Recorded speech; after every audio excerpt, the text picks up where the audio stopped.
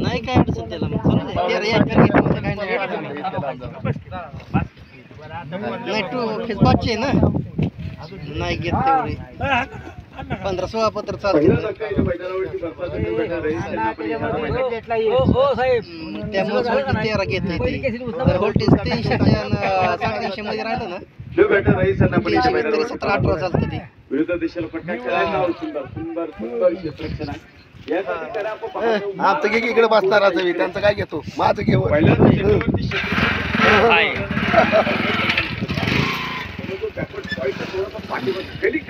कोणाकोणाला आवडत नाही नको म्हणतात मग काय करायचं लास्ट येत युट्यूबला नको म्हणतात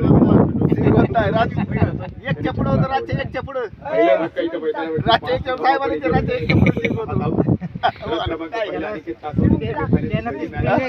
हलक्या हाताने मात्र चेंडूची दिशा दाखवल्या मित्रांनो जरी 47 धावा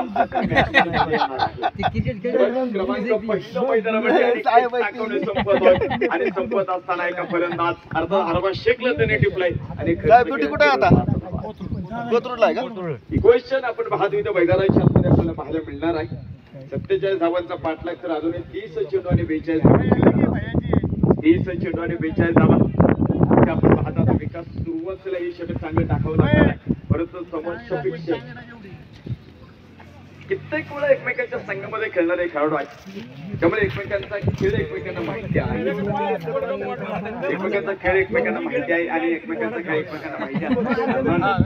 आपण पाहतो इथे मात्र कोण खरं तर एक बेटर काम इथे मैदानाच्या आतमध्ये करेल कारण साधा सामना नाही सामना जिंकला तर सरळ तुम्ही बरोबर झाला तर मग मात्र आपण पाहतो फायनल खेळण्याचं स्वप्न आहे स्वप्नाचा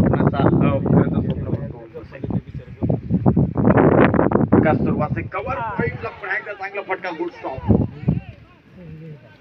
सुंदर क्षेत्ररक्षण आपण पाहतो इथे मैदानाच्या आतमध्ये आपल्याला पाहायला मिळेल एक धाव आपल्याला इथे मैदानावरती पाहायला मिळेल एका धावेच्या संघाचा धावपळ पुढे सरकतोय 6 धावा फलकावरती आपण पाहत आहोत यावेळेस दोन समान ताकदीच्या संघ एकमेकांच्या समोर उभे टाकतात मित्रांनो त्यानंतर उभं राहणारा संघर्ष खूप मोठा असतो जितना बडा संघर्ष उतनी बडी शानदार जीत होते स्वामी विवेकानंद यांचं खूप सुंदर वाक्य आहे तुम्हाला कर्तृत्व इथे मैदानावरती दाखवायचं आहे